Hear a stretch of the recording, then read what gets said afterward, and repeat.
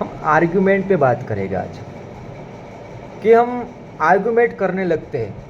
कुछ हमारा टॉपिक को, कुछ हमारा पॉइंट ऑफ व्यू होता है, उसको प्रूव करने के लिए हम किसी के साथ आर्ग्यूमेंट करने लगते हैं। और आर्ग्यूमेंट के दौरान हमारा माइंडसेट तो वही रहता है कि हमें अपना पॉइंट प्रूव करना है, और सामने वाला का भी पॉइंट यही रहता है कि मुझे मेरा पॉइंट प्रूव करना है। इसलिए हम ऐसे ऐसे चीज़ें बोल जाते हैं।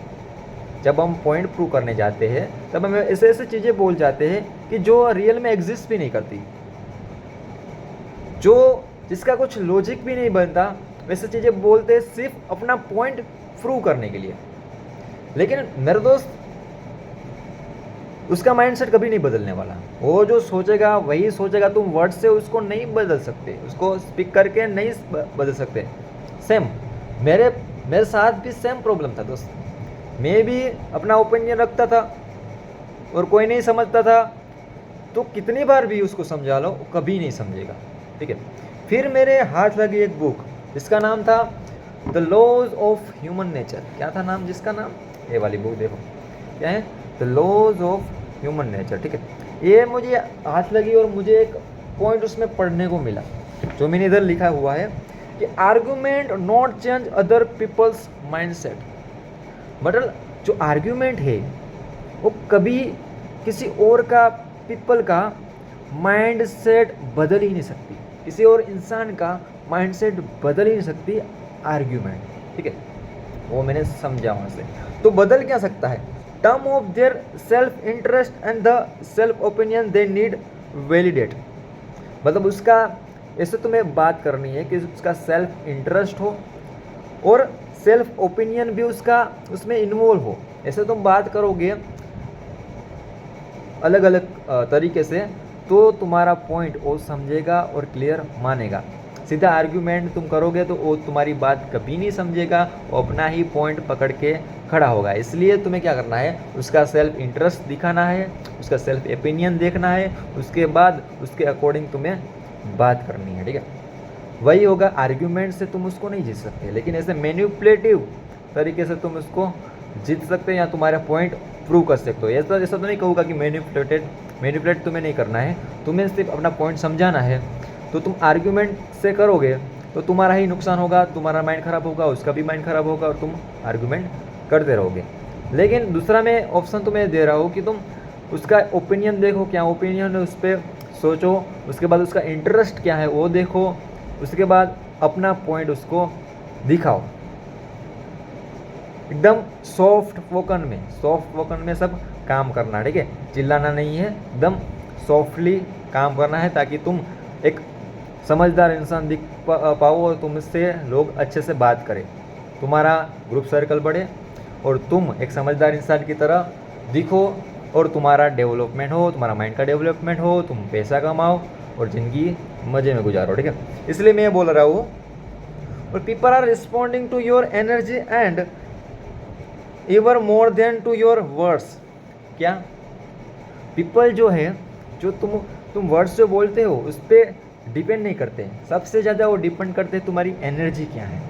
तुम जब देखते हो तो कैसे देखते हो, तुम चलते हो तो कैसे चलते हो, तुम्हारा हेयर स्टाइल क्या है, तुम्हारा ए क्या है, बियर्ड क्या है, तुम्हारा चश्मा क्या है, तुम कैसे कपड़े पहनते हो, उससे वर्ड से ज़्यादा उस एनर्जी से फ़र्क पड़ता है। और तुम्हारी एनर्जी क्या, तुम्हारी बॉडी लैंग्वेज में एनर्जी है, तुम ढीले ढीले बैठे हो, तुम एकदम एनर्जेटिक हो, तुम ओपन माइंडेड हो, ये सब मैटर करता है। वही तुम्हारा ऑरा बनेगा, वही तुम्हारी एनर्जी बनेगी। इसलिए एनर्जी को स्ट्रॉन्ग बनाओ, एनर्जी में एकदम कॉन्फिडेंस में रहो। ठीक है, एकदम ढीला डाले मत रहो। ठीक है, तभी तुम एनर्जी में रहोगे, तभी तुमसे लोग बात करेंगे और अच्छे से कम्युनिकेशन होगा। ठीक है, वही बात करी कि वर्ड्स से ज़्यादा इम्पोर्टेंट है energy.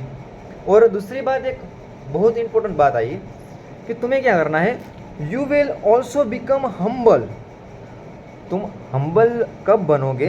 Realising you are not superior to other in the way you had imagined. मतलब कि एक दूसरी एक बुक मैंने पढ़ी थी, उसमें भी मैंने पढ़ा था, जो जिसका नाम था मेडिटेशन, जो मार्कस ऑरेलियस जो फिलोसोफर थे उन्होंने लिखी हुई है।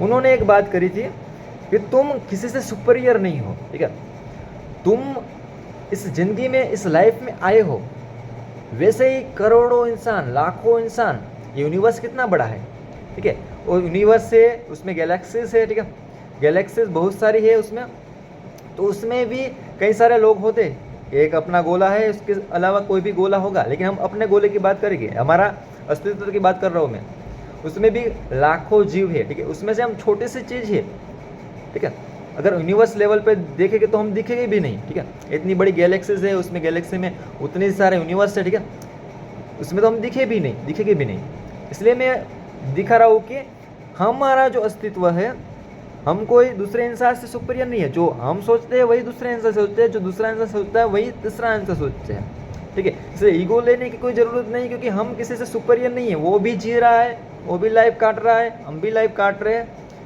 तो उसमें कोई लोड लेने की बात नहीं है, ठीक है, इसलिए कोई सुपीरियर नहीं है। जब तुम ये रियलाइज करते हो कोई सुपीरियर नहीं है, सब एक जैसे है, तब तुम ईगो, फ्रस्ट्रेशन, लालच ये सब भूलने लगते हो, क्योंकि तुम्हें पता चलता है कि जैसे जैसे मैं दुख सहन करता हूँ, जैसे जैसे मैं अपने आप में लड़ता रहता हूँ, एंजाइटी मुझे आती है, डिप्रेशन आता है, वैसे वो इंसान तो भी इससे परेशान है, क्योंकि वो भी इंसान है, वो भी मेरे तरह जी रहा है। तब तुम्हें पता चलेगा कि तुम सुपीरियर नहीं हो, और अच्छे से बात करोगे और हम्बल रहोगे और काम रहोगे और दूसरों को डीपली अंडरस्टैंड करने की कोशिश करोगे, ठीक है, वही सुपीरियर की बात, तुम कोई सुपीरियर नहीं हो, तुम वो इंसान है, वैसे तुम भी इंसान हो, और दूसरा जो सारे इंसान है वो इंसान है, लाखों करोड़ों जो इंसान है वो सारे सारे वैसे ही है, ठीक है, इसलिए ज़्यादा लोड लेने की ज़रूरत नहीं है, ठीक है, ज़्यादा ईगो में रहने की ज़रूरत नहीं है, ज़्यादा एटीट्यूड में रहने की ज़रूरत नहीं है,